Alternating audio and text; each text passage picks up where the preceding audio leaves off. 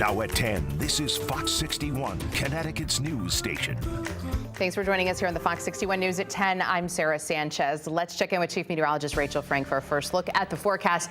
Rachel, it's going to be an active week in the weather department again, but what can we expect in the immediate coming days, like tomorrow? Tomorrow we're fine, nice and dry during the day, no weather issues. Heading into tomorrow night, right around midnight, there is a chance for a little bit of light snow, especially in southern Connecticut or the shoreline. Not thinking it's a huge deal, but there might be a coating in spots. And then a bigger deal or issue may end up being Wednesday night into Thursday morning, with snow transitioning over to ice and then even rain for parts of the state. Maybe another system heading into the weekend. So each one of them kind of have a different flavor, but there's a lot of different systems to kind of keep an eye on. Some early sunshine tomorrow. Otherwise, we'll see increasing clouds, high temperatures climbing into the mid-30s.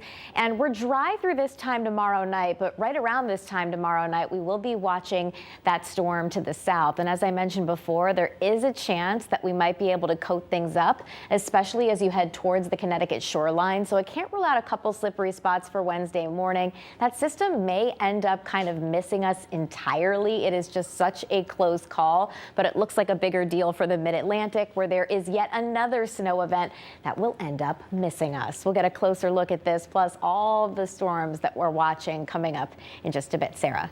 All right, thank you, Rachel. Disturbing dash cam video from Waterbury police is making its way around social media tonight. We're told police were attempting to make a traffic stop, but things went awry. The whole thing was caught on camera. Fox 61's Kate Pattyfoot spoke with people who live in the neighborhood. An attempted traffic stop at a Waterbury apartment complex is leaving people in the area nervous. The whole thing was caught on police body cam and dash cameras. On February 5th, Waterbury police officers in the Connecticut Violent Crime Task Force were patrolling Willow Street and Hillside Avenue. Officers noticed a 2007 Honda Accord reported stolen from Bridgeport parked in an apartment complex on 120 Hillside Avenue. When officers attempted to initiate a motor vehicle stop, this is what happened. Car! Stop the car! We spoke with one man who lives at the apartment complex. He didn't want to go on camera, but he said the whole thing was shocking. Literally, I just got from work. My mom called me. She was like, "You seen the incident that was at your house?" I'm like, "Oh, God." So I went on Facebook. She sent it to me. And when I seen the accident, it was crazy. Like, I felt petrified. Ronald Perot, who lives in the area, called this incident unfortunate. Because in this neighborhood, unfortunately, it's a little bit rough. But usually on this block right here, nothing happens. It's usually quiet. So I'm surprised to hear that. Police say the driver of the vehicle, Daniel Baker, tried to speed off and instead hit the police cruiser in a brick wall. Baker had to go to the hospital but was arrested after that. His passenger, Jeanette Alavencia, was also taken into custody. Some say if this could happen, what's stopping other criminal activity in their neighborhood? If that happened, well, other things could have happened as well, you know what I mean? So it's like, it's scary, you know?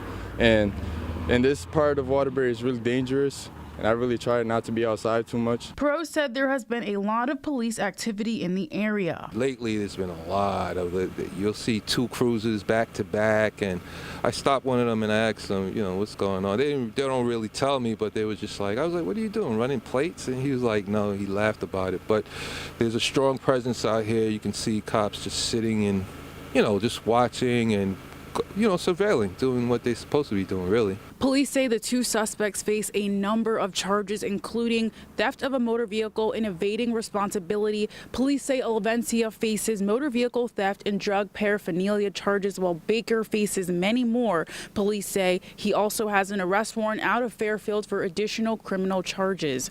In Waterbury, Kate Pattyfoot, Fox 61. Well, investigators are telling us they found a body inside a burned apartment building in Hartford. Meanwhile, 7 families are without their homes because of the fire. As of now, though, it's not clear if the person was deceased before the fire, and it's also not clear if they lived there. The fire began around 4 yesterday morning on Spring Street. We have calls out to get more details about what happened. And in New London, 3 people are recovering, 7 now without a place to live in an early morning house fire. Fox 61's Kaylee Collins was there while crews put out the flames. Well, in the aftermath of that fire, a charred and partially caved in rooftop is what's left in this home you see behind me. This happening here on Eastern Avenue in New London. Thankfully, fire crews were able to get everybody who was home at the time of the fire outside, but not without a few injuries and some challenges. Oh, it's really pushing now. A snow-covered roof of one New London home was quickly devoured by fire Monday morning. Fire would not cease. It took hours. Fire crews were called to the multifamily home at around 4 a.m. When they got there, they searched the first and second floor, but were ultimately forced outside because of conditions. They went into the rear, and the floor in the rear stairs had collapsed. We don't know exactly where the fire started, but we're told that of the 7 people that lived there, 4 were home at the time of the fire. All 7 people have been relocated by Red Cross for the foreseeable future. 2 firefighters were brought to an area hospital for minor injuries and then released, along with 1 person who lives inside the home. Latasha Fairham lives down the street. She said she woke up to the commotion and then saw her neighbor being taken away in an ambulance. What I'm feeling right now, I'm just, I guess, saddened. Pretty heartbroken to see, your neighbors, suffer that much, and at least what I could say is everybody got out of there pretty safe and sound. The fire marshal's office is currently investigating what caused this fire. Reporting in New London, Kaylee Collins, Fox 61. Folks in one Watertown neighborhood were on edge this morning. The state police bomb squad was called to a home on Sperry Road to investigate a potential pipe bomb. It was found in a shed outside the home. Thankfully, it was a false alarm.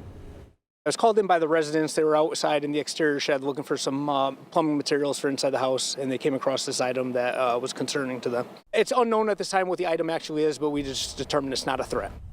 Police added that there was no reason to believe the object was intended to look like an explosive. Sperry Road was closed at Lake Winnemog Road for hours, but it has since been reopened.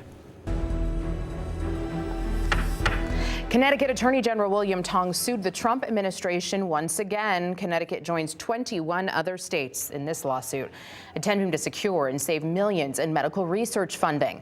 The National Institutes of Health ordered an immediate reduction in funding for research. Tong says the change, though, would strip $35 million from UConn Health, which would limit cancer, heart disease, autism, and other medical research. The states are arguing the cuts violate federal law. A judge has ordered the Trump administration follow their ruling to unfreeze funding for medical research grants. Federal judges have been blocking some of the president's major initiatives, only dividing Republicans and Democrats. I've never seen so many temporary restraining orders issued in such a short period of time against the U.S. government. We think the executive order on birthright is blatantly unconstitutional.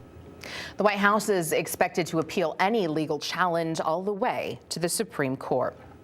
Firefighters are at a higher risk of developing cancer because of the toxic chemicals they're exposed to on the job. Fox 61's Bridget Bureau takes a look at a new bill pushing for more federal support. She joins us now in studio. Bridget. Hi, Sarah. Senator Richard Blumenthal introduced the Honoring Our Fallen Heroes Act. It's a bipartisan bill that would expand federal benefits to firefighters diagnosed with cancer, and that's the leading cause of death for fire crews, with rates 3 to 4 times higher than the general population. Cancer is a killer for firefighters. Connecticut Senator Richard Blumenthal is fighting for those who fight for us, bringing a new bill to the Senate floor called the Honoring Our Fallen Heroes Act. Expand the disability benefits for cancer, provide support for the families. That's the purpose of this measure. The National Firefighter Registry calls cancer the most dangerous threat to firefighter health and safety, causing 66% of all line-of-duty deaths from 2002 to 2019. Medical experts link the elevated cancer risk to chemical exposures on the job. Firefighters are exposed to PFAS, to formaldehyde, to all kinds of toxic poisons. Some of them are forever chemicals that accumulate in their bodies and cause cancer as a result. So We need to support our firefighters. And while the fire service industry has responded to these threats through advancements in firefighter protective gear and safety protocols, the added financial protections come as welcome news to Connecticut crews. Cancer awareness is a big topic of discussion in the fire service, and anything that we can do to help support our men and women across the nation is a big deal for us. The current law on the books, the Public Safety Officers Benefits Act, offers support to firefighters who are injured on the job, but doesn't include cancer.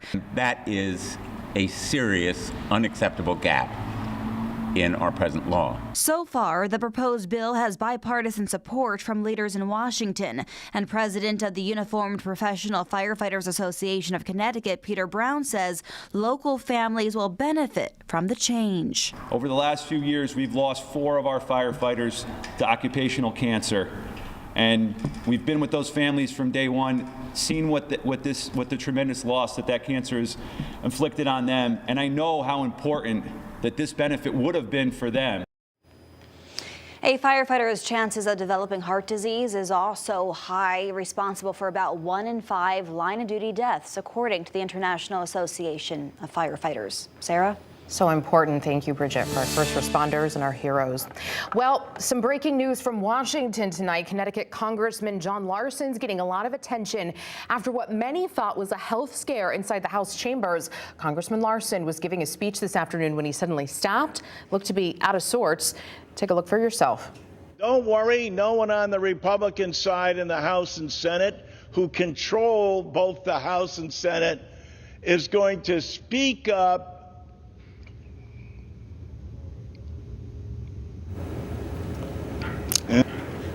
That's pretty scary stuff. That pause continued for a while, and Congressman Larson seemed to have some trouble finding his words. His office reports he had what was likely an adverse reaction to some new medication. He's having some medical tests done at the request of the House attending physician, just as a precaution. But Congressman Larson is said to be in good spirits tonight, which is good news. That is quite scary to see.